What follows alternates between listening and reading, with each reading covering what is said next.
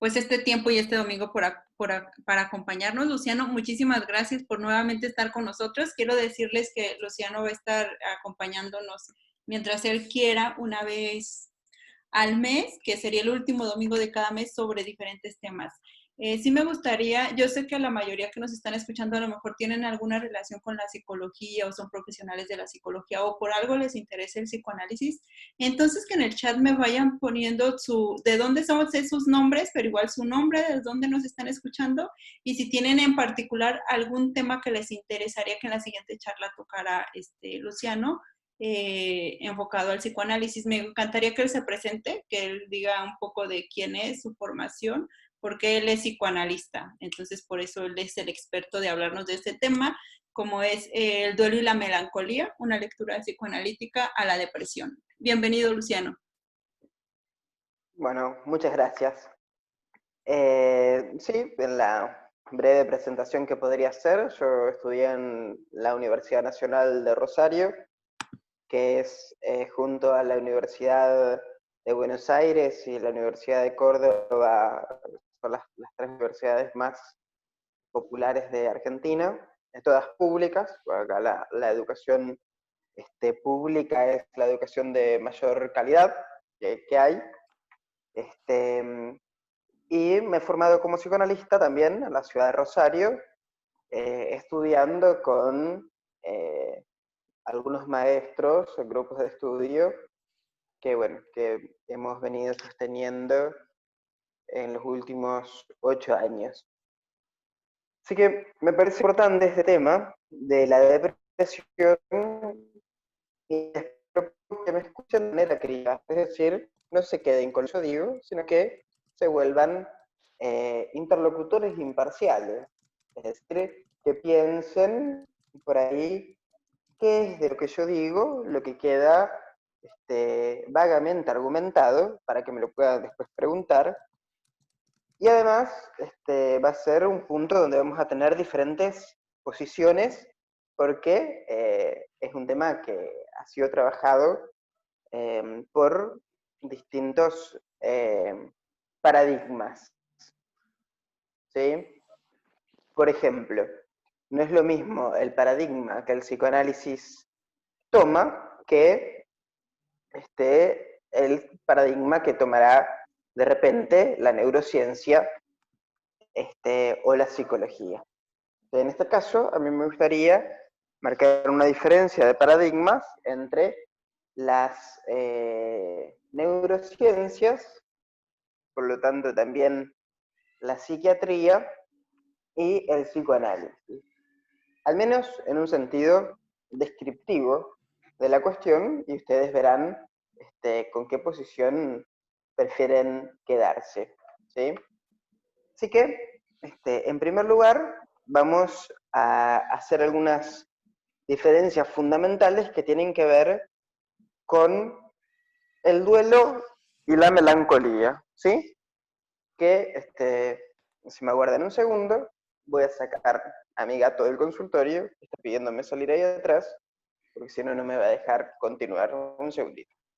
Muy bien, mientras le doy la bienvenida a Danalú de Perú. Gracias por acompañarnos. Dana Luna, ya tiene varias sesiones con nosotros. Karina también de Teotihuacán, Estado de México, también ella nos ha acompañado varias sesiones. A ver si las personas que nos están escuchando también se animan en el chat a decirnos de dónde nos escuchan. Soy Marcelo desde Viña del Mar, Chile. Ay, qué bonito es Viña del Mar. Ya tuve oportunidad de estar ahí. Está muy bonito. Muy bien. Gracias por acompañarnos. Ok, bueno, acá he vuelto. Decíamos la diferencia entre el duelo y la melancolía, ¿sí? Vamos a tener que tener en cuenta que el duelo y la melancolía son dos posibles reacciones frente a la pérdida, ¿sí? Cuando hablamos de pérdida, podemos pensar la pérdida de un ser querido, la pérdida de un trabajo, de algún objeto, la pérdida de la juventud, la pérdida de un ideal, ¿sí? La pérdida de un ideal que podría ser, no sé, la colocación libidinal en invento un político o un partido político, y la defraudación frente a Me queda esto, una lo cual charla sería una pérdida, vuelo. y tenemos dos formas de reaccionar.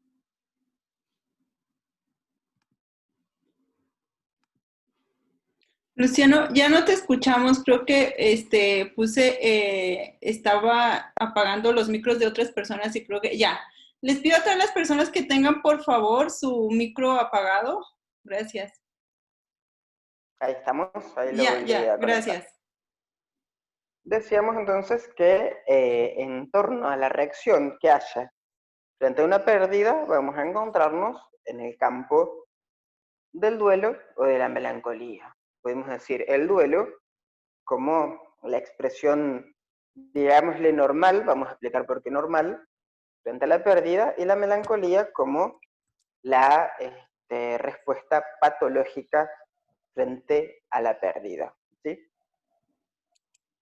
Es importante situar qué es lo que empieza a ser afectado frente a la pérdida de un objeto, que vamos a ir en un principio delimitando algunas cosas, que si no se entiende pueden ir preguntando a través del chat, porque es importante no confundir la depresión con, por ejemplo, la tristeza, la silla, el aburrimiento, y distintos otros estados anímicos, ¿sí? Ánimo es una palabra que etimológicamente proviene de alma, una palabra griega que todos ya conocemos.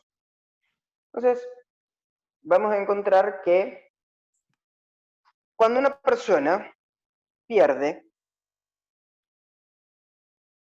va a entrar en primer lugar frente a la realidad como un reposicionamiento. Es decir, en el caso del duelo, que marcábamos como la respuesta normal, una persona pierde un objeto, un ideal, una persona, etc. Y en psicoanálisis llamamos libido a la energía de investidura propia de la pulsión sexual. Es decir, un objeto, que es lo que mencionábamos anteriormente, un objeto se vuelve tal a través de la libido que va a investirlo, ¿sí? Es decir, si una persona viene caminando perdida en el medio de la selva y de repente encuentra que hay unos árboles con cañas que sabe que adentro tienen agua y puede tomar agua.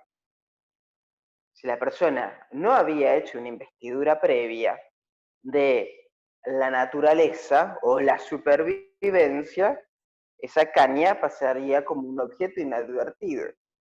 Es decir, no existiría como objeto. No estaría ahí registrado por el yo.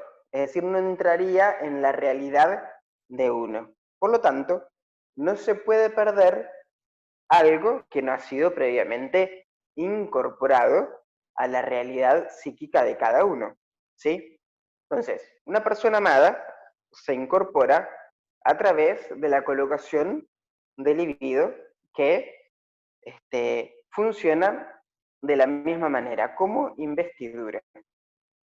Es decir, como registro y como interés por la misma. Una vez que esta persona, objeto, ideal, trabajo, etcétera, ya no está porque se ha perdido, encontramos que todo un flujo libidinal puesto en ese objeto queda libre, porque el objeto ya no está, ¿sí? Es como si uno dijera, bueno, tengo esta cierta cantidad de cosas almacenadas en un lugar, ¿sí? Ahora, si el lugar ese se rompe porque una tormenta lo tira, las cosas que estaban guardadas adentro van a quedar a la intemperie. Hay que volver a reposicionarlas. Bueno, con la libido podemos usar esta analogía que tienen que ver con la dirección hacia dónde va y desde dónde parte. Porque parte, si se quiere, desde las investiduras que el yo haga de los objetos, ¿sí? Entonces, cuando uno ha libidinizado algo y luego lo pierde, se encuentra inhibido a causa de que su yo se encuentra ahora frente a la tarea de resituar esa libido que ya no puede estar en aquel objeto que ha caído, sino que una vez que es vuelta al yo, es decir, la libido que estaba en el objeto se vuelve al yo. Recordemos que Freud hablaba que la libido iba posicionándose entre el yo y los objetos. Una vez que ha vuelto al yo, nos encontramos con la tarea de resituarla. Y esto es el duelo. ¿Sí? El duelo es encontrarnos que la libido ya no estará puesta en el objeto, porque el objeto se ha ido. Freud dice, a través del examen de realidad que se realiza, el objeto ya no está. Esto lleva a que la persona deba resituar la energía que se aprecia clínicamente en algunos síntomas muy claros, que son el desinterés de la persona por trabajar, por otros objetos, ¿sí? Y el empobrecimiento del mundo, dice Freud. Es decir, aquella persona que está en un trabajo de duelo encuentra que toda su energía de investidura, por lo tanto, hay un atareamiento en el pensamiento, toda su energía de investidura está puesta en introducir que se ha perdido algo o alguien y que con la energía que estaba puesta allí hay que hacer algo nuevo, ¿sí? Entonces, una persona que está en un trabajo de duelo puede encontrarse a veces triste, a veces muy atareada, pero no diríamos que deprimida, ¿sí? No diríamos que deprimida porque esa persona que está en un trabajo de duelo normal, va a estar haciendo que su deseo siga en movimiento. Siga en movimiento porque el deseo, en psicoanálisis, siempre va a estar en torno, ligado, a una falta. Es decir, si el objeto falta, va a buscarse de qué manera se logra una sustitución para poder continuar viviendo e invistiendo distintas otras cosas, personas, ideales, etcétera. Ustedes notarán que una persona que está en un trabajo de duelo, una vez que resigna el objeto que ha sido perdido, busca algo nuevo, ¿sí? Entonces, este es un proceso en el cual se da un empobrecimiento del mundo, decíamos, a causa de que la persona no está interesada, mientras olvida aquello perdido, no está interesada en algo nuevo, lo que lo nuevo aparece una vez que lo que fue primero perdido es, por así decir, velado y se busca algo nuevo. Es verdad que algunos duelos, decía Freud, se vuelven patológicos, es decir, se estiran demasiado en el tiempo. Hay un famoso caso de Freud llamado El caso del hombre de las ratas, lo pueden leer de la editorial Amorortu, que era un paciente que estaba en un proceso de duelo por la muerte de su padre desde hacía 9 años.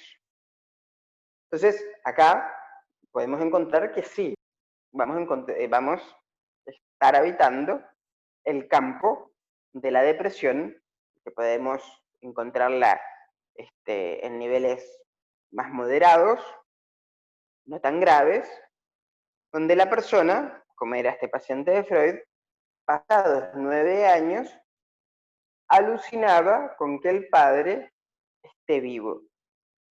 Y era una alucinación visual, nunca auditiva, porque las alucinaciones auditivas por lo general están vinculadas más a la melancolía.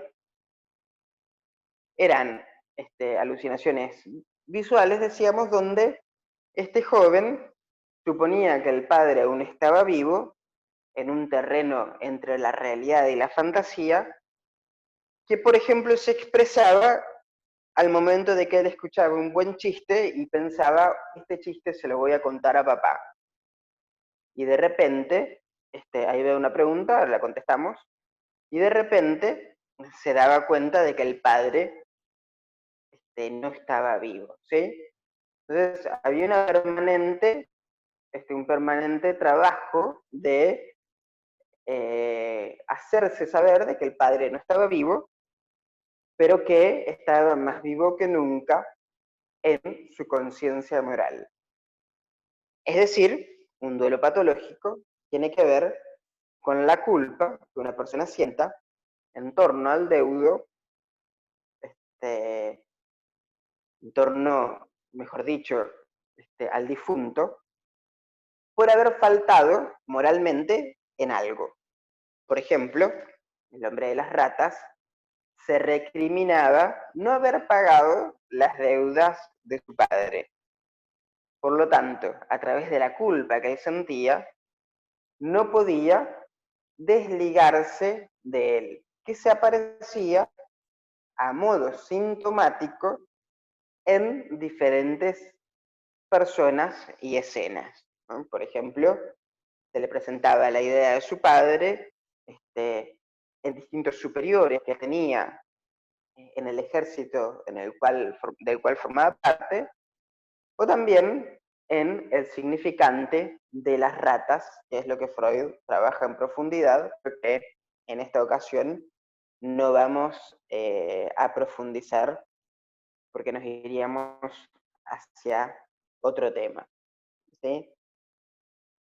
Entonces, antes de contestar la pregunta, decíamos, en el caso de este muchacho, había un duelo que no había quedado en el campo de lo normal, sino que había quedado en el campo de lo patológico, a causa de sentir que había quedado pendiente una deuda con su padre que no había podido saldar, ¿sí? Es muy común que algunas personas juzguen toda la relación que tuvieron con una persona muerta, por ejemplo, a través de lo que se dijeron la última vez que se vieron, donde, por ejemplo, quien padece de un duelo interminable se podría cuestionar no haberle dicho al padre o a quien sea que haya muerto todo lo que lo quería antes de que se muera,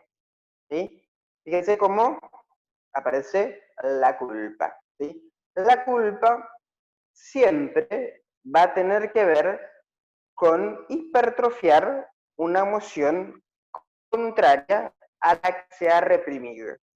Entonces, el hombre de las ratas sentía este peso moral que lo deprimía porque no podía, por ejemplo, llevar a cabo las distintas actividades que él deseaba realizar, porque siempre estaba impedido, por ejemplo, declararse a la mujer que él amaba.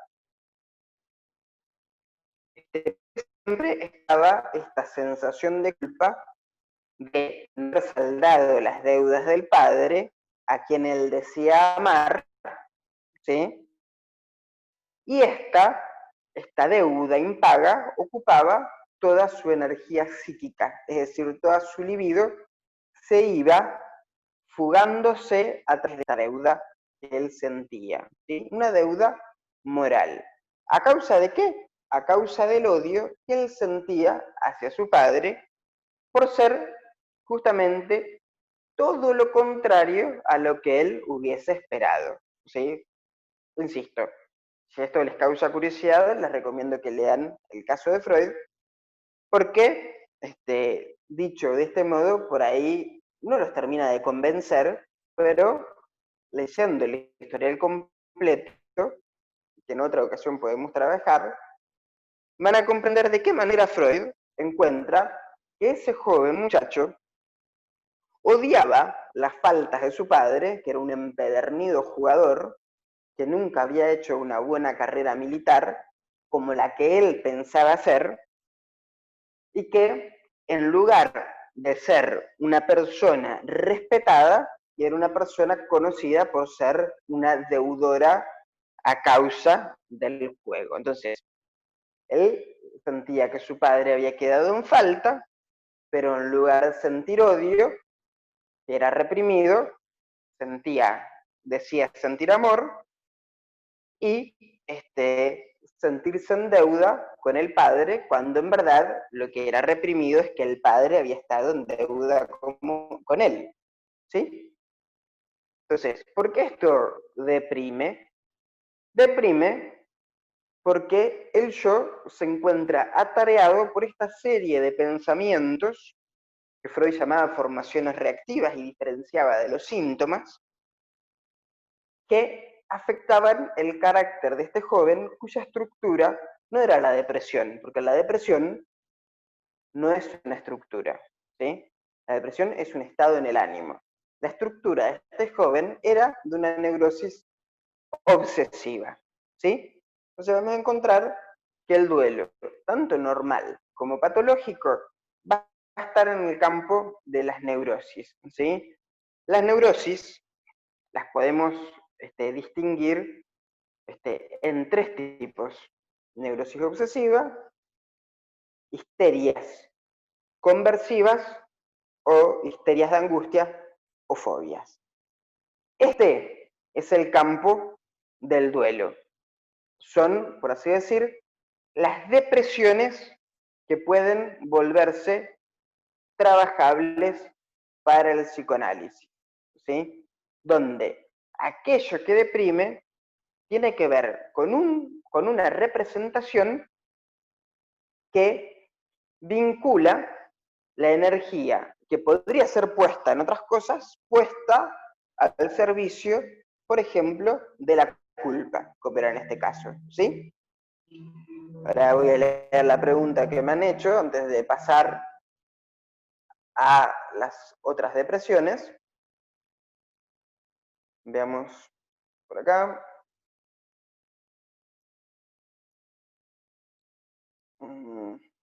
¿Sí la alcanzas a A ver, ver, Luciano? sí, acá está. Dice, ¿en qué momento podemos identificar que superamos el duelo? Bueno, una buena pregunta. El duelo va, uno podría determinar que el duelo ha sido superado cuando aquel objeto perdido se ha ido y ha dejado en uno una identificación. Por ejemplo, si una persona se separa de su pareja tras una larga relación, va a tener que hacer, como dice Freud, un trabajo pieza por pieza.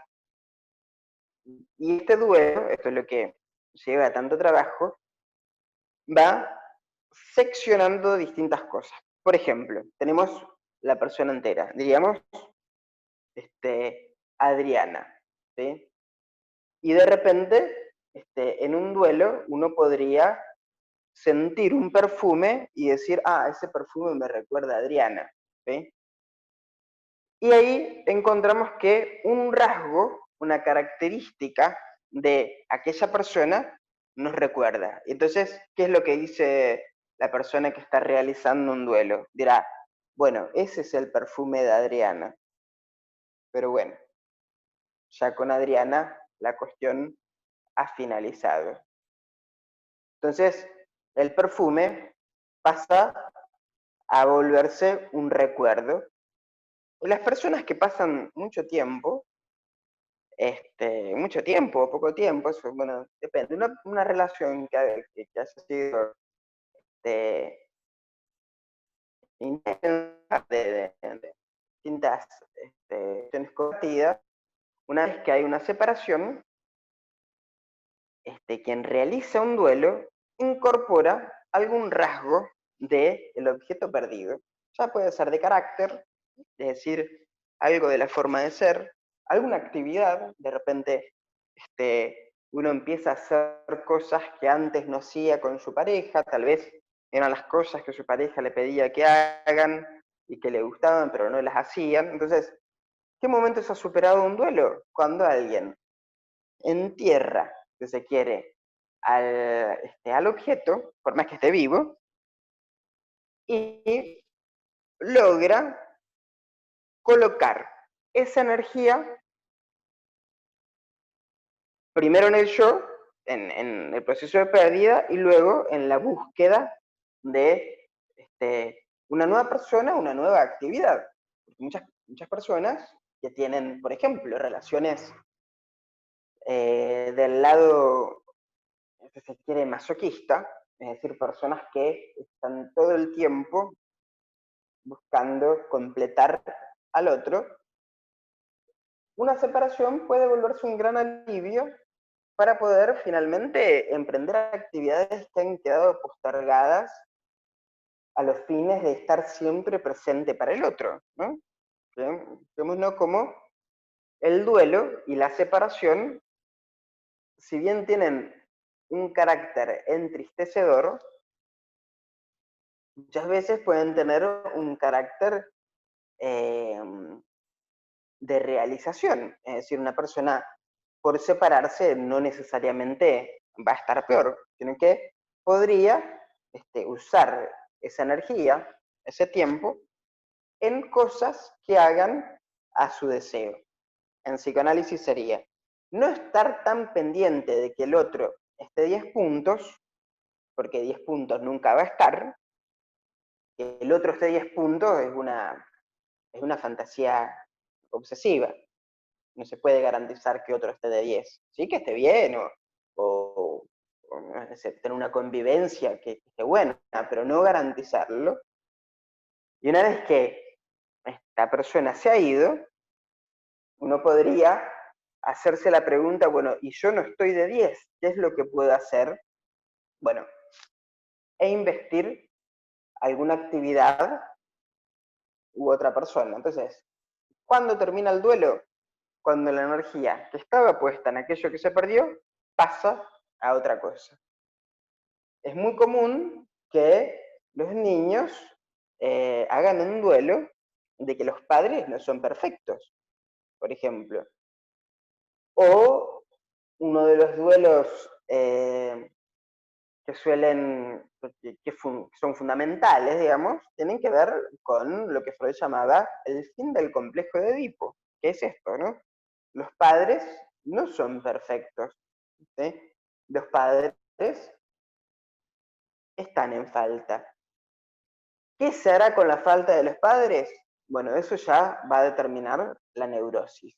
El obsesivo, por ejemplo, como es el hombre de las ratas que hablábamos recién, va a romperse la cabeza porque estos padres sigan siendo perfectos. Entonces, se va a culpar de las faltas de ellos. ¿Sí? Entonces, esto es todo lo que nosotros vamos a encontrar en el campo de las neurosis, ¿sí?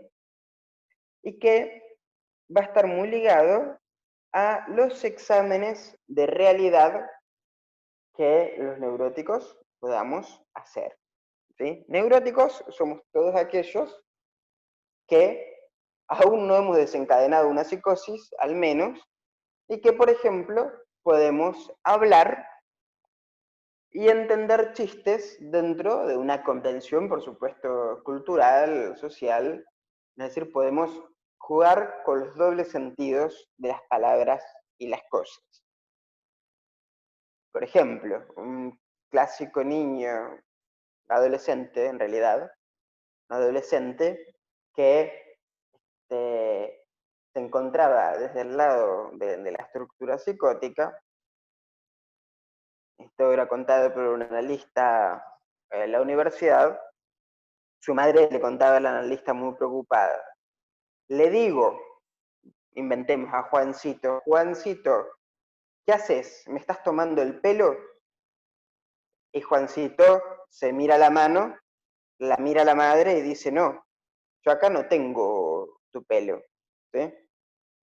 Este es el discurso de la psicosis, donde los dobles sentidos han sido forcluidos, ¿no? Las neurosis, uno podría entender que una tomada de pelo, al menos en Argentina, significa que a uno lo están tomando por chiste o le están haciendo una broma. ¿Sí? No sé si también en México se utiliza el término tomar el pelo.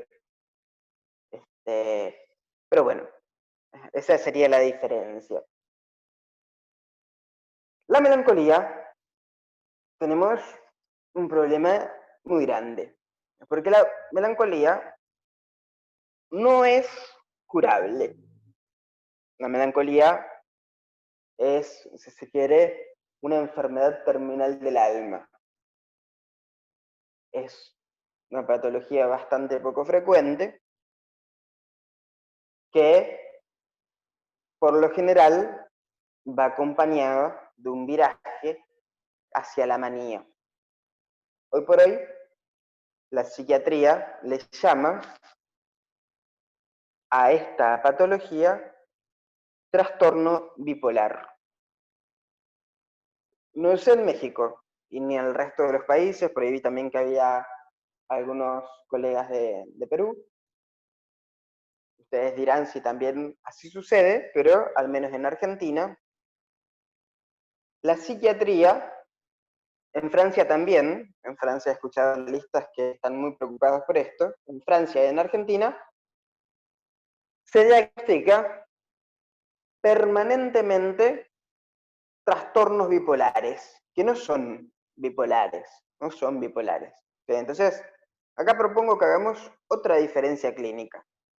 Una cosa son las fluctuaciones anímicas, es decir, ahora me encuentro de buen humor, la verdad que me gusta mucho estar con ustedes, la estoy pasando bien, estoy entretenido, lo cual no quita que dentro de unas horas me pueda suceder que me siento aburrido, y mi ánimo ya no es el mismo, ya no estoy tan animado, y bueno, no sé si mirar una película, si ponerme a leer algo, ¿eh? Ahí hubo una fluctuación del ánimo, es decir, de tener ganas, como ahora, a no tener tantas ganas, ¿sí? Pero esto no lo transforma a uno en un maníaco por estar charlando con ustedes, o en un depresivo por no tener ganas dentro de un rato. En Argentina y en Francia, la psiquiatría no puede hacer esta distinción y ha generado una falsa epidemia de trastornos bipolares y una medicalización espantosa de cuadros que no lo requieren, ¿sí? Hay muchos que estamos preocupados de esto. Hay un gran analista que fue alumno de Lacan, lo pueden buscar, a Eric Lauret, se escribe.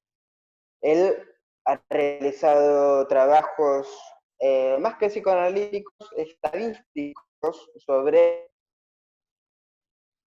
cómo ha ido cambiando los diagnósticos de bipolaridad sin un sustento clínico verdadero. ¿Sí?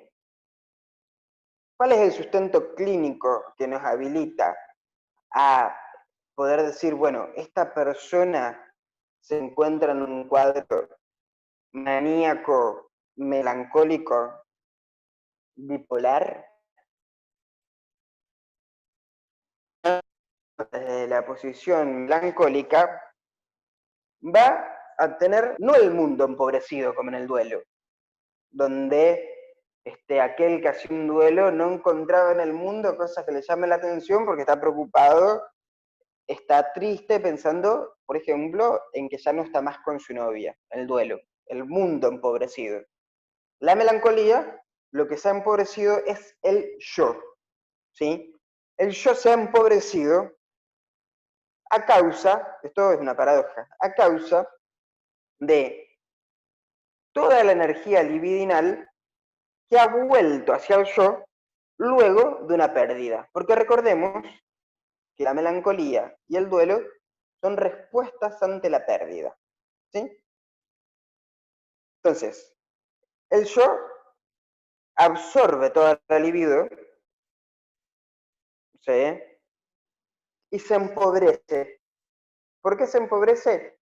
Porque esa libido va colocada en la parte criticadora del yo que nosotros podemos distinguir como super yo, ¿sí?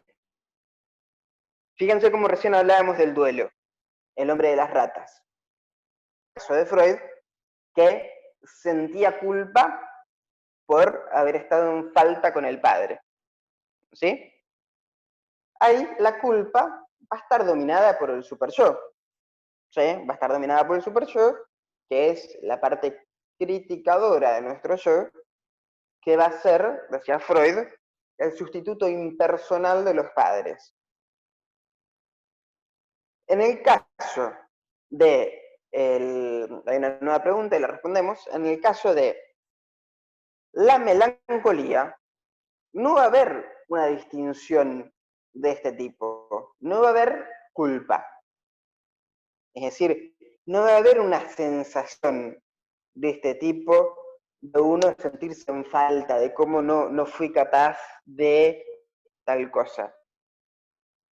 Sino que el melancólico padece de alucinaciones auditivas y que pueden ser percibidas a través de lo que el paciente dice.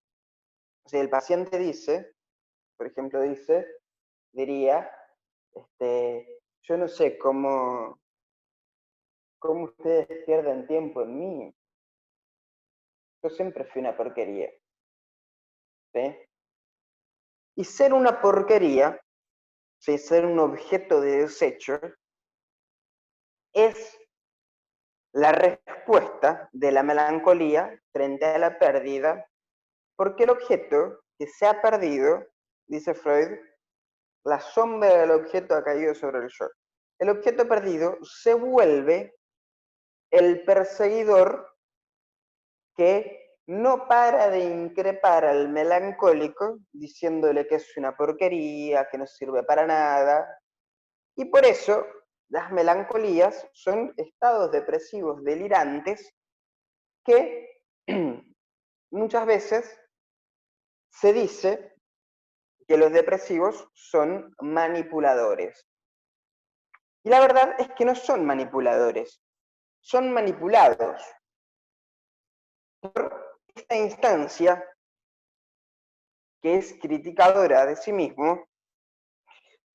Entonces, un depresivo podría decirle, imaginemos una señora o un señor de 65 años que nunca de la casa, se baña poco, habla poco, y de repente lo viene a visitar la hija o el hijo.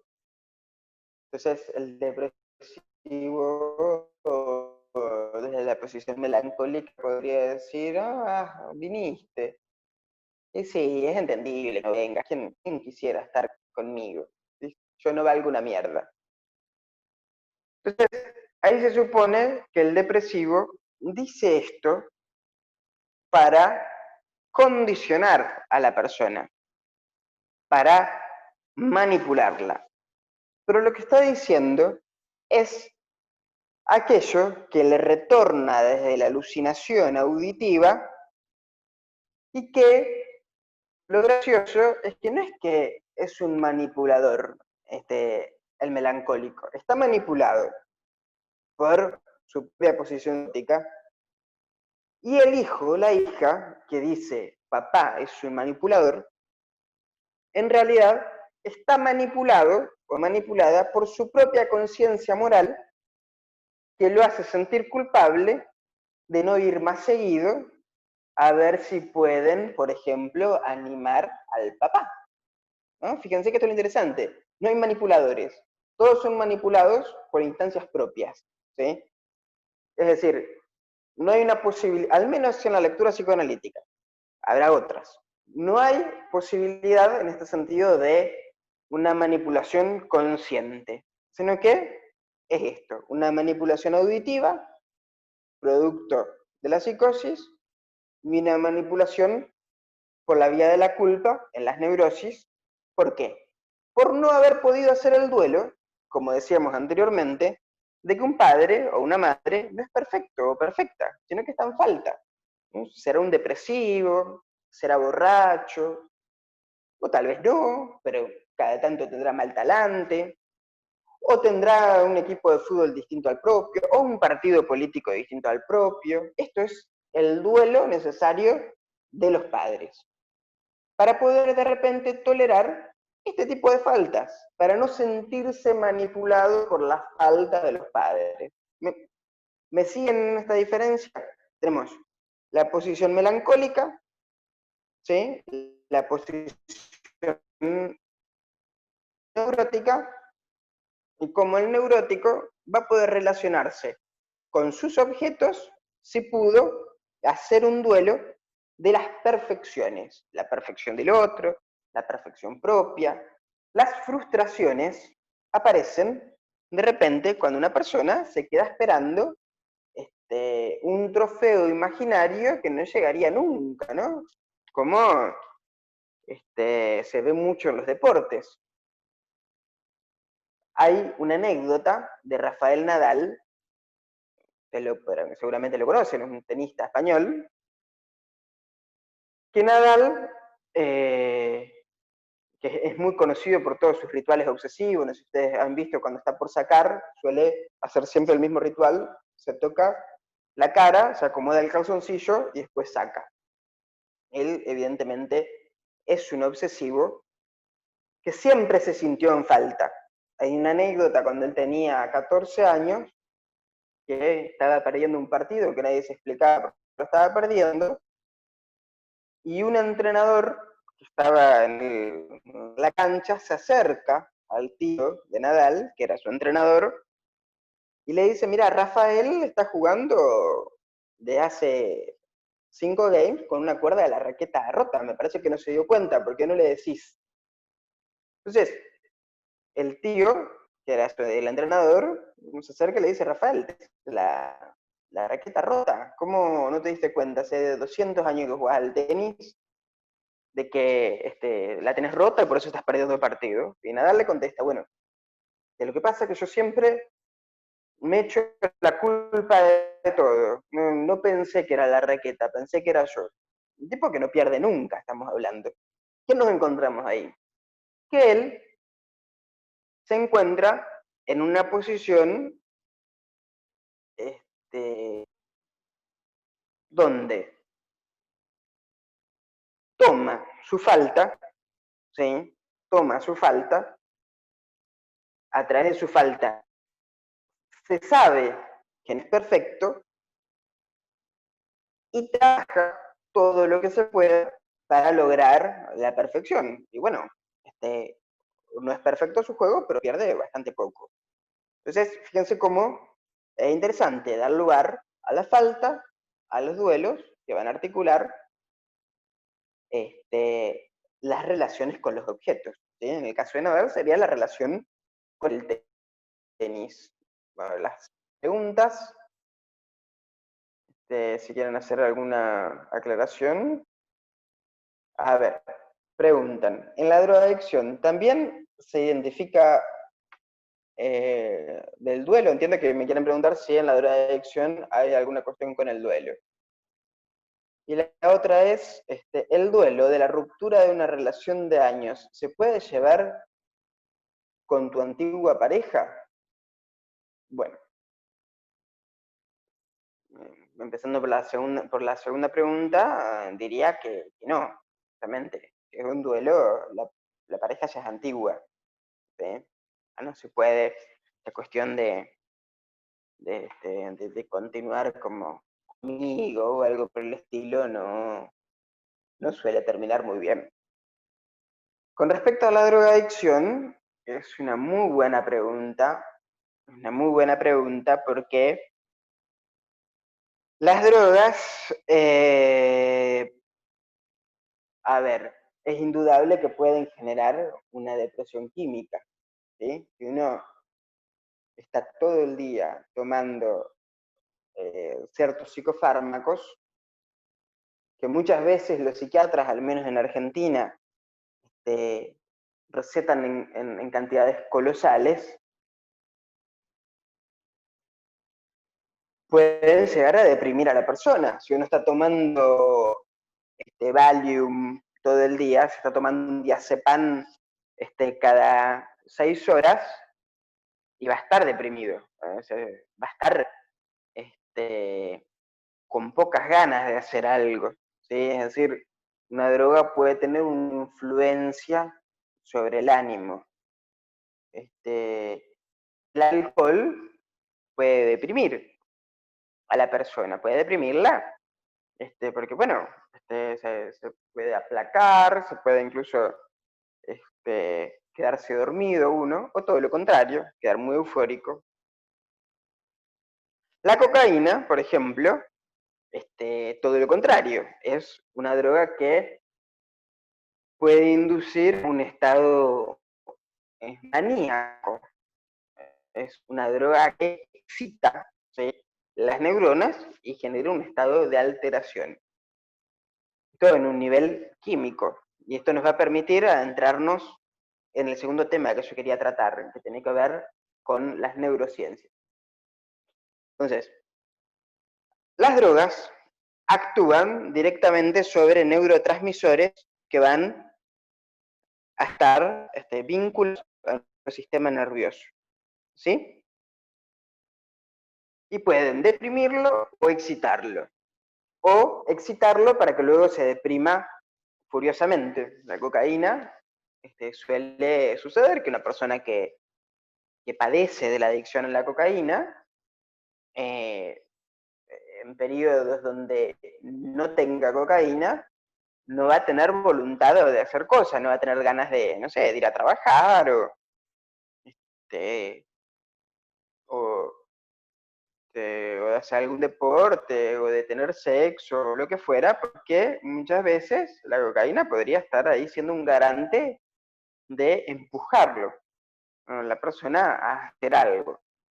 Entonces, es interesante qué lugar ocupa una droga en torno, por ejemplo, a la causa. A ver, esto es interesante. Si nosotros vamos a las neurociencias, hace poco hay en Argentina un neurocientista, que es neurólogo, llamado Facundo Manes, con quien yo no coincido en casi nada de lo que él dice, porque creo que se sitúa desde un paradigma de la ciencia que no puede abordar el problema del campo psíquico. Entonces, ¿qué es lo que digo con esto?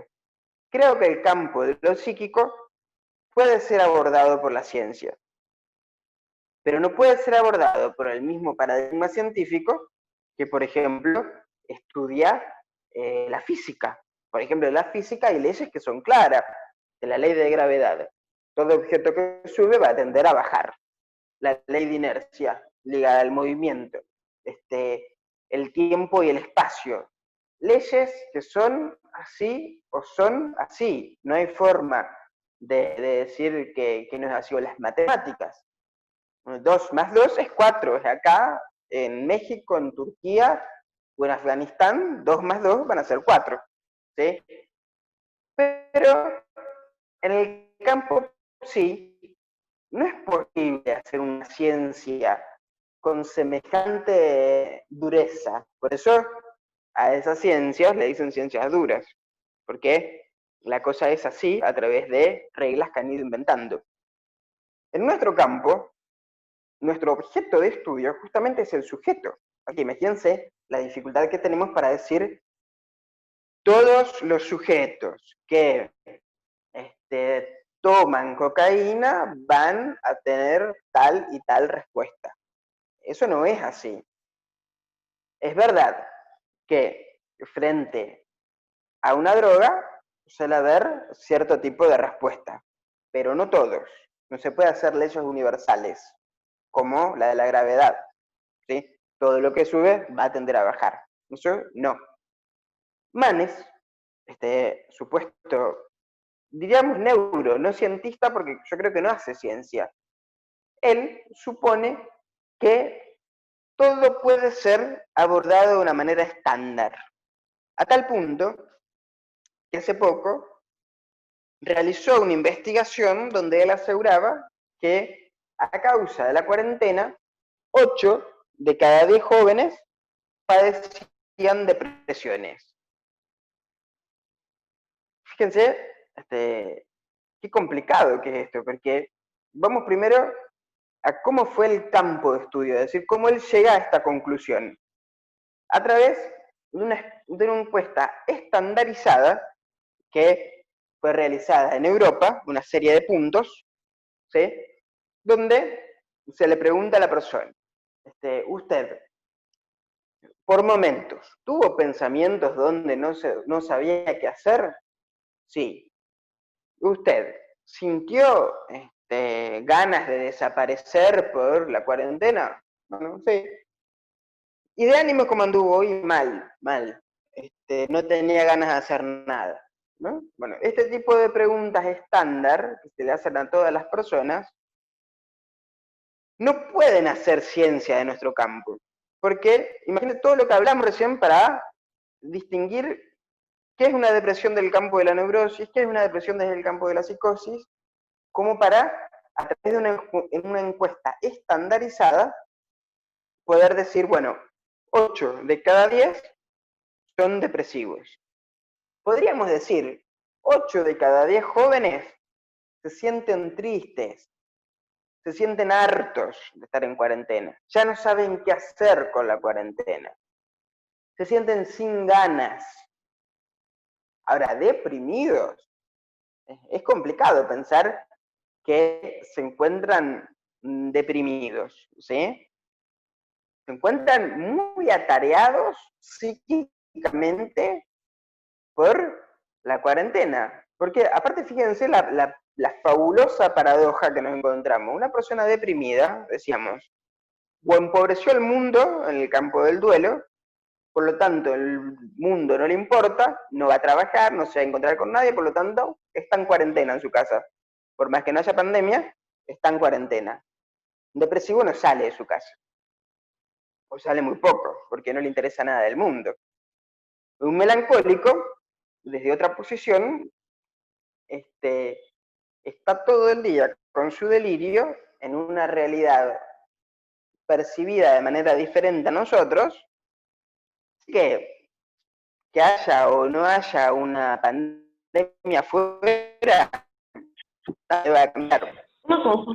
Entonces, en este sentido, encontramos que es difícil desde las neurociencias, con este paradigma de lo universal, hacer ciencia de nuestro campo. Y por último, retomando la cuestión de las drogas, está comprobado científicamente, en eso no hay forma de no coincidir, porque está comprobado científicamente, se lo observó, que el cerebro de una persona deprimida se encuentra con un déficit de serotonina, ¿sí? Un neurotransmisor que habitualmente se lo llama la hormona de la felicidad, creo que le dicen algunos, a la serotonina. ¿Sí? De esa manera se la conoce en la calle, ¿no? En el mundo cotidiano. es verdad. En el cerebro hay un déficit de serotonina en una persona deprimida. La pregunta que yo hago, que es una pregunta que está abierta en nuestro campo, es, ¿la serotonina es una causa o es un efecto de la depresión?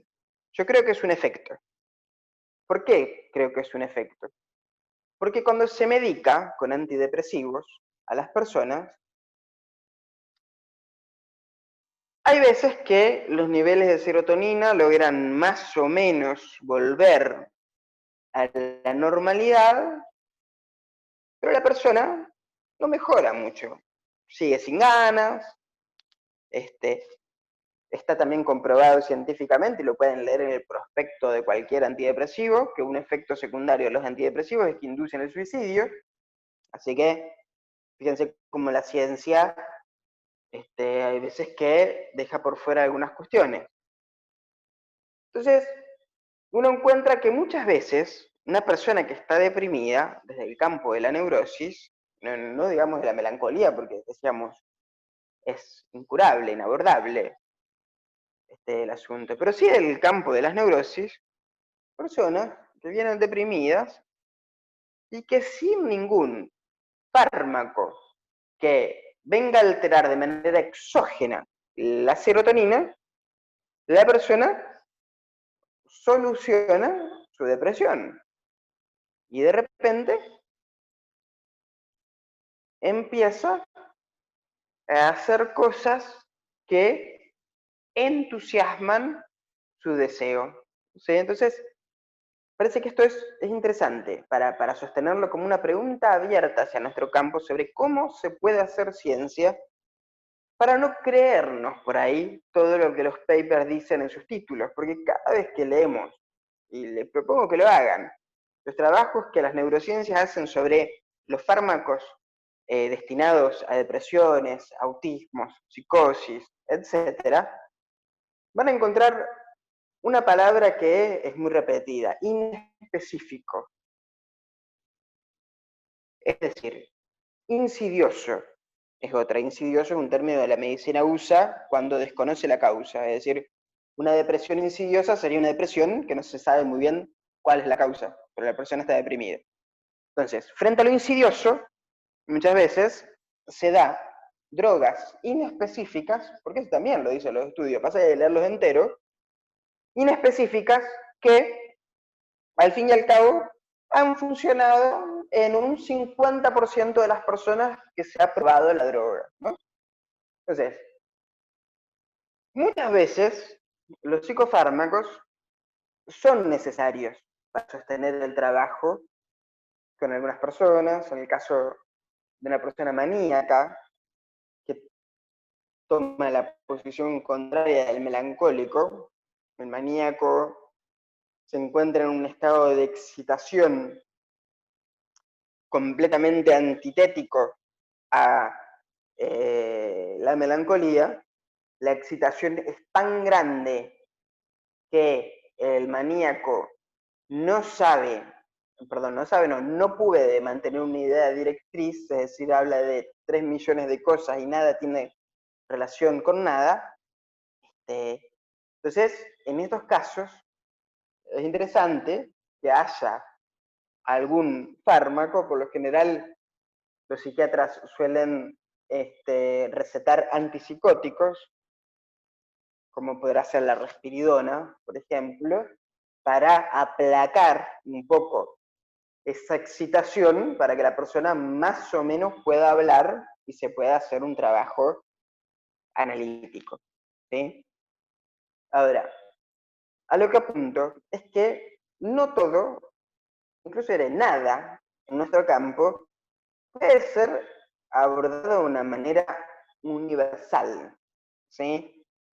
Lo cual no quita que en el psicoanálisis hemos construido estructuras que hablan de cómo se articula el lenguaje, ¿sí? Hablábamos recién de la estructura neurótica, de la estructura psicótica, hablábamos recién del ejemplo de tomar el pelo. Bueno, ahí vemos cómo se hace una estructura para enmarcar una forma de discurso. Ahora, no se va a poder decir nunca que, por ejemplo, todas las fobias están en relación con un solo objeto, ¿no? Hay tantas fobias, por ejemplo, como objetos, ¿no? Y ahora después de contestar, perdón, estas preguntas, vamos a dar algún ejemplo de el funcionamiento de las hormonas como efecto, no como causa, en las fobias. A ver, pregunta acá el señor Mario Hernández. Perdón, hay antes otra pregunta. A ver, de Karina. Karina dice, ¿cómo se puede curar una ruptura en la que siempre regresamos varias veces y aún así él busca la forma de querer mandar, aún así estar separados y en el cual tenemos un hijo y ahora llevamos 6 meses separados? Bueno, aquí no hay fórmulas para esto, es decir, no hay fórmulas universales. Uno en un análisis puede interrogarse por qué se sostiene esta repetición. ¿Sí? Una repetición donde hay que ver qué posición ocupa uno. Si la posición de garante de la felicidad de otro, o una posición que tenga que ver con el deseo propio, ¿no? Es decir, con las cosas que a uno podrían causarle falta, ¿no? Otra pregunta. ¿Cuáles son los puntos para identificar que una persona está deprimida o al menos pasó por una depresión? Bueno, principalmente que una persona no puede trabajar ni amar, no puede investir, no puede investir en distintas actividades eh, que tengan que ver con la libido, ¿sí? Trabajar y amar son dos cosas fundamentales. Porque si uno entra, como la psiquiatría, por ejemplo, diría que la persona no se baña, o que la persona se viste de manera bizarra, que no se arregla, y eso no es necesariamente una depresión. Por ejemplo, los años 60, el movimiento hippie no tenía un cuidado por su o por su aseo, etcétera. Pero eso no los convertía en depresivos, sino simplemente en gente que no se baña. ¿Cómo vivir? ¿Cómo? ¿Hice una pregunta por ahí? ¿No escuché? Bueno, parece que no. Bueno, acá hay dos preguntas que yo entiendo. Una es de Concepción Ayala, que dice ¿cuál droga afecta? ¿La cocaína o la piedra? No sé qué quiere decir eso. Luego, otra pregunta que dice la dopamina, ¿cómo o qué aporta el campo neurológico? Bueno, el campo neurológico me parece que hay que ver de qué manera la dopamina va a aportar o no a varias hipótesis que nos alejarían un poco por ahí del tema, y que verdaderamente sería un poco complejo poder explicar en los pocos minutos que quedan. En otra ocasión por ahí podemos estudiar sobre los neurotransmisores.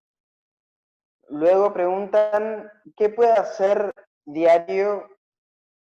¿Se droga? No entiendo la última pregunta de Concepción nuevamente, así que bueno, si quiere reformular esas preguntas, te encantado podría contestarlas. Bueno, por último, los últimos 5 o 10 minutos tal vez, me gustaría plantear esto sobre las ciencias, ¿sí? Alejándonos un poco, en este caso, de las depresiones, ¿sí? Nosotros conocemos lo que son los ataques de pánico, ¿no?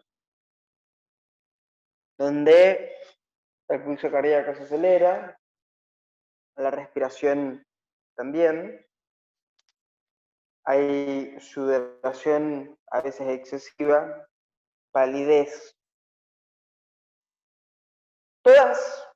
todos síntomas de que el cuerpo fisiológico se está preparando para luchar o para huir. Yo estoy escribiendo un trabajo sobre esto. Sí. Una La consulta. paradoja... ¿Se ¿Cómo? puede? Sí, una consulta. Justamente estaba hablando de la depresión. Bueno, acá escuchándolo y recordando, yo recuerdo cuando era niña, ¿no? Bueno, mayormente siempre he vivido, pues, no he tenido un ambiente, pues, de muchos amigos ni de mucha familia, ¿no? Entonces, ¿qué pasa? Cuando uno crece, tienes que enfrentarte al mundo, ¿cierto? Tienes que empezar a socializar más, en cierta manera, pues, sostenerte tú misma, no en la manera económica, sino en la manera afectiva también. Entonces, yo, justamente con lo que está hablando, recuerdo que yo tenía miedo de subir a un ómnibus donde había mucha gente. Sentía un terror, ¿no? Entonces, con lo que habla me hace recordar, pero pasa el tiempo y ya, pues las cosas cambian, ¿no? Ahora, esto puede ser que quede ahí o que vuelva a pasar en algún momento. Podría volver a pasar o es no sé cómo llamarlo, una etapa o algo. Bueno, esa sería mi pregunta, ¿no? Porque, bueno, es lo que recordé ahorita. ¿Miedo a qué decía? Disculpe, ¿miedo a qué? No Subir a no un lo escuché, ómnibus ¿miedo a qué? donde hay mucha gente. A un metro, como le Perfecto. llaman, ¿no? Ahora vamos, justamente eso es lo que quería ahora plantear, ¿no? Em, Posiblemente cuando usted está por subir a un ómnibus, si quiere ponga en silencio el micrófono nuevamente, así podemos, así no hay sonido ambiente. Cuando posiblemente usted quiera subir al ómnibus, aparezcan todos estos síntomas que hablábamos recién, o algunos, del pulso cardíaco, la respiración, como si en el ómnibus hubiera algo que uno tendría que huir. ¿Sí? Este mecanismo fisiológico que también tienen los otros animales, además de nosotros que también somos animales, otros animales sirven y están perfectamente adaptados para luchar o para huir, ¿sí? Que a través de una glándula que se llama glándula suprarrenal, liberamos tres hormonas, ¿sí? Tres hormonas que se liberan en lo que se llama un circuito de tercer orden, donde hay distintos mensajeros que van generando mensajes, valga la redundancia, hasta que llega a la glándula suprarrenal, y se secretan tres hormonas: adrenalina, noradrenalina y cortisol, ¿sí? Lo que se llama las hormonas del estrés. El estrés es un cuadro que se puede presentar de manera aguda, que sería cuando, por ejemplo, uno viene caminando tranquilo por la calle y lo quieren venir a robar, todo esto se va a activar, es decir, va a haber una explosión aguda de todo esto, para luchar o para huir, y posiblemente uno quede inhibido, ¿sí? Como tal vez a usted le pasaba frente al colectivo, sentirse inhibido es no poder subirse al colectivo. Fíjense cómo estas son las paradojas que por ahí las neurociencias no se anima a preguntarse. ¿A qué vamos?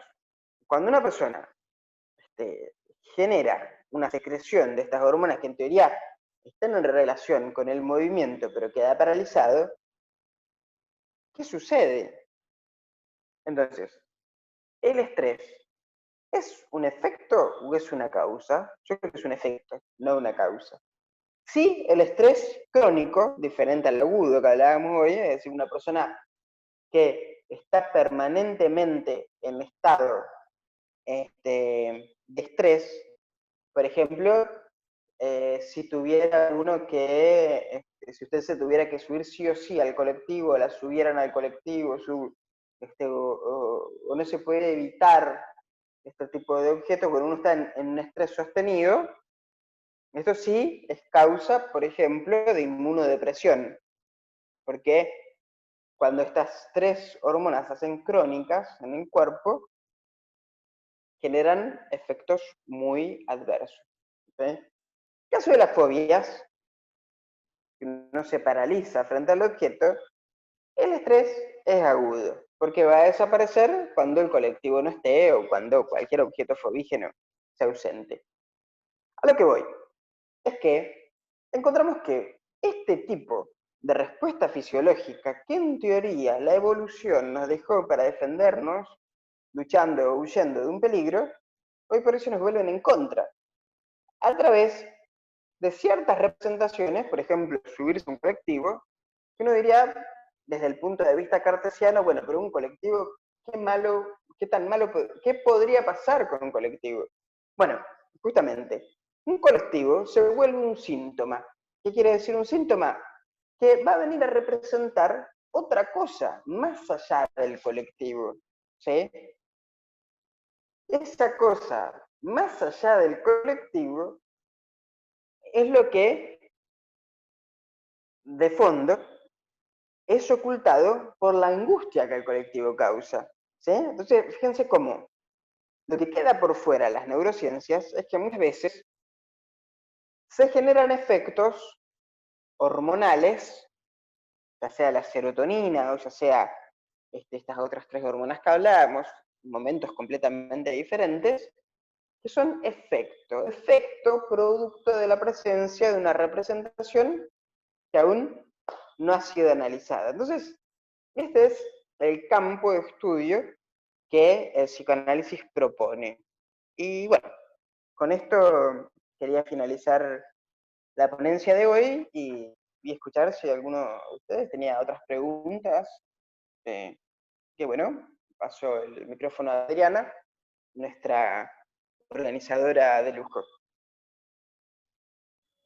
Gracias, Luciano. Muchísimas gracias por tu tiempo. Por ahí se quedaron dos preguntas más o tres. No sé si quieran abrir su micrófono y hacerla pues de su viva voz para, si no se entiende, que la puedan reformular, por favor. Gracias. Damos, no sé, unos 5 minutos o 10 minutos más para contestar preguntas. ¿Te parece bien, Luciano? Bueno, sí, acá las tengo, si querés las puedo leer. Vale, Sí, vale, bueno, está bien. disculpe, de la pregunta que le hice, bueno, lo que me referí y que usted ya me contestó, más que nada me baso a esto porque, bueno, debido a la pandemia pues estamos aislados, ¿verdad? Entonces, me preocupa este tema más que nada por mi hija, ¿no? Entonces, ¿cómo hago yo? ¿A qué me refiero? Que no le pase la misma situación, tal vez, ¿no? Y yo no quiero que ella sea una persona, pues, yo supongo que eso también tiene que ver con la timidez, porque una persona que no ha socializado desde niña, es difícil enfrentarse al mundo, porque va a haber un momento que uno crece y va a tener que hacerlo, ¿cierto? Entonces, ahí va el detalle de mi consulta y de mi pregunta que le hice anteriormente. Entonces, yo les comento, ¿no? Ahora yo a mi hija ya le puse unas clases de gimnasia y de todo, porque veo que lo necesita, ¿no? Y bueno, debido a esta pandemia que pasa, pues no la puedo hacer socializar con otras personas ni con otros niños, ¿no? Entonces la única salida que yo vi es agarrar y ponerla a un profesor particular para que haga ejercicios, ejercite, o tal vez aprenda otras cosas. Pero fuera de eso, o sea, mi preocupación es, lo digo porque lo viví personalmente, entonces, lo viví eso que le comenté, yo no socialicé mucho cuando era niña, no socializaba con los niños, ¿ya? Prácticamente es como decirle que yo viví prácticamente encerrada, ¿no? Y ese era mi temor cuando yo ya empecé a crecer, tuve que hacer mis obligaciones, tuve que empezar a estudiar, a salir. Ese era el miedo que yo tenía, como le comenté en el ómnibus o en el colectivo, como usted mencionó. Entonces, yo no quisiera, ¿no?, que eso pase con mi hija, porque ahora, obviamente que la situación es diferente, ¿no? Entonces cambian muchas cosas también, pero yo quisiera saber qué otra cosa puedo aportar yo, más que nada por mí, no por mí, porque creo que esas situaciones uno va creciendo y va pasando, esos miedos van cambiando, uno va, Sí, creo sí, que formando su carácter y son, todo, ajá, entonces, ¿de qué otra forma yo podría ayudar a, más que nada a los niños, ¿no? Quienes se sienten más frustrados, más estresados, tal vez no lo expresan como un adulto, pero creo que sí lo sienten, sí, ¿verdad? se entendió la pregunta. Sí, sí, se Ujú. entendió la pregunta. Eh, a ver, esto es importante también que nosotros también podamos hacer algunos duelos de algunas cosas. Y como decíamos que no hay reglas universales, vamos a retomar a ese punto. No es lo mismo que un niño o una niña no socialice porque la madre no quiere que se lastime, porque no quiere que se raspe las rodillas jugando, porque los padres le dicen que todos los nenes son malos, etcétera, etcétera, ¿sí? Donde el contexto en el cual uno no se relacionaría tendría que ver con inconscientemente ocupar un lugar ligado a los padres, donde habría una obligación moral, ¿sí?, por lo tanto neurótica, de completarlos, por lo tanto no socializar con otros, de una posición distinta que tiene que ver, por ejemplo, con una cuarentena en una pandemia, ¿sí? Se le puede explicar a un niño cuál es el motivo por el cual no se puede reunir con otros niños, por ejemplo, o que no puede realizar las mismas actividades de siempre, porque una pandemia es una eventualidad que tiene que ver con el mundo, como habrá otras. Mire, hay personas que, en verdad, cualquier persona que está pasando, que pasa un momento complejo de su vida, independientemente si hay o no una pandemia fuera, vive, si se quiere, una pequeña cuarentena. Es decir, no poder relacionarse o no poder trabajar, tener problemas. No me parece mal que un niño de repente empiece a noticiarse que estas cosas pueden pasar. Por eso digo, me parece que no es lo mismo, porque no hay cuestiones universales de cuál es la causa que haría que un niño no pueda socializar. También, importante destacar, que hay niños que son muy inducidos por sus papás a que vayan a hacer deporte o tengan amistades y no pueden hacerlo. Así que esto es lo que tiene nuestro campo, es muy singular, muy singular. Yo he tenido casos de niños que, bueno, sus padres vienen a consultarme, pero están preocupados y que lo quieren llevar a hacer distintas actividades, que hagan deporte, etcétera, y el nene se larga a llorar cada vez que ellos no están. Y bueno, fíjense cómo los efectos, no, por más que los efectos sean similares, no todos tienen que ver con las mismas causas. Eso sí es una regla, por ejemplo, justamente, de que no hay una regla universal. No sé si respondo la pregunta.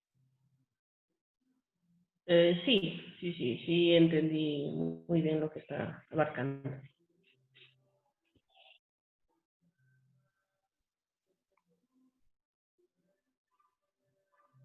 Yo quiero hacer una pregunta. Buenas noches. Buenas noches. Eh, ¿Cuánto tiempo puede postergarse un duelo? ¿Y cómo poder superar el mismo? ¿Y cómo saber si alguien está en depresión o simplemente pues está pasando como por un momento pues muy pesado, ¿no? O tal vez está como ensimismado en algo?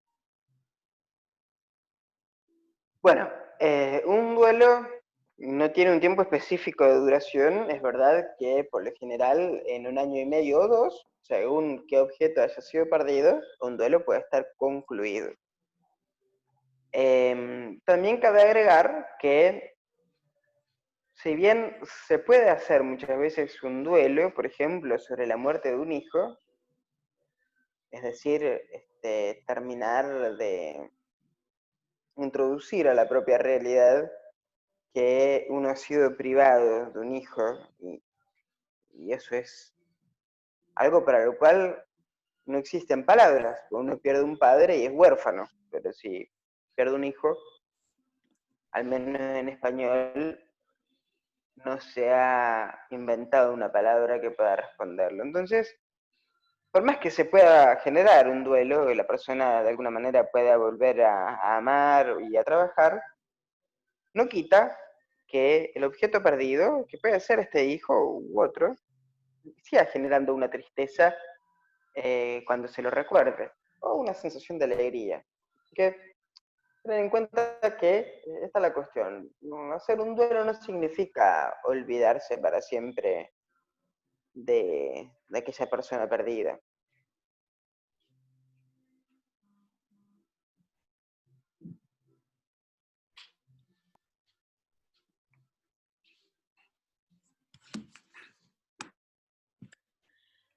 Bueno, pues ya son las 7:27, nos prolongamos bastante la charla. Yo te agradezco muchísimo, Luciano, tu tiempo y tu dedicación pues para transmitirnos un poco más de tu conocimiento con respecto a psicoanálisis. Quiero comentarle a la audiencia que estos videos se graban y se suben a la página de YouTube. Entonces, si alguien quiere escucharlo más detenidamente, pues ahí va a estar. Y también si quieren hacerle una consulta a Luciano, lo pueden contactar por medio de sus redes sociales. Luciano, ¿nos puedes compartir tus redes sociales para que la gente que nos esté escuchando la tenga al alcance? Así es, en Facebook me pueden encontrar como Luciano Pagani, o en mi página que es PS, Luciano Pagani, psicoanálisis.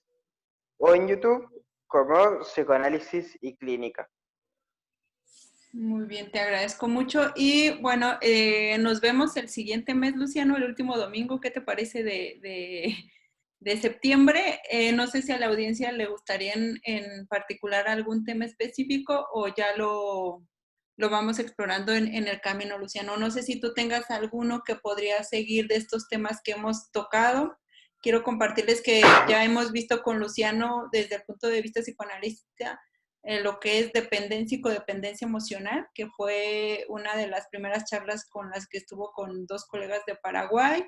Y el tema pasado, ¿sobre qué fue el tema pasado, Luciano? Recuérdame. En la ocasión anterior habíamos estado conversando en torno, bueno, a las estructuras en las neurosis y en la psicosis, vinculado, por ejemplo, a las posiciones narcisistas y el amor. Si mal no recuerdo, tal vez el tema era similar.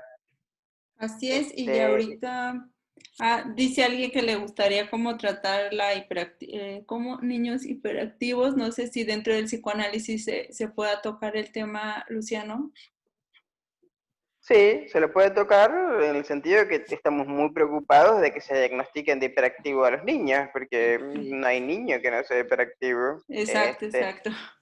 Eh, hay un tema, el otro día me contaba un amigo, que es médico, que el movimiento antivacunas de Estados Unidos decía que están en contra de las vacunas porque los niños que fueron vacunados presentan autismo con mayor frecuencia que los niños que no han sido vacunados. Y es interesante porque en Estados Unidos más del 50% de los niños está medicado, diagnosticado de autismo o de trastorno de hiperactividad. quien enarboló este diagnóstico de hiperactividad fue un famoso psiquiatra que tiempo antes de morir dejó una carta, que la pueden buscar, donde él reconoce que encuentra una droga que podría de alguna manera aplacar la ansiedad de los niños y a posteriori inventa que existen niños hiperactivos. Niño hiperactivo, un niño que no le hace caso a los padres, bueno, que el padre vaya al psicólogo o al psicoanalista. El niño va a ser siempre hiperactivo si uno no logra aplacarlo, si de repente no le puede transmitir al niño que, bueno, que la tarde era para jugar al fútbol en la calle, que adentro al fútbol no se juega, invento. ¿No?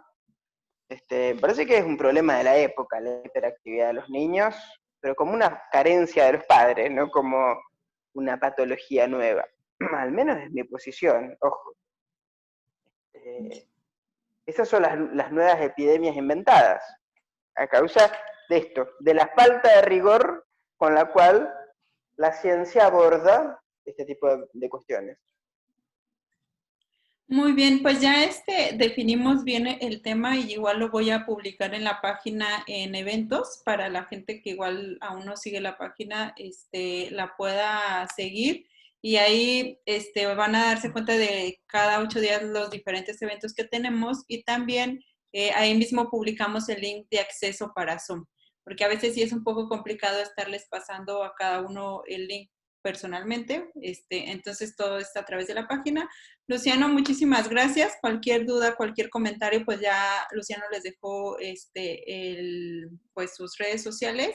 Y si alguien más quiere revisar más detenidamente este video o las anteriores charlas que hemos tenido con Luciano, pues puede encontrarlo en la página de YouTube. Está como las iniciales de psicología.adriana Camacho o pueden encontrarlo como activamente con Adriana.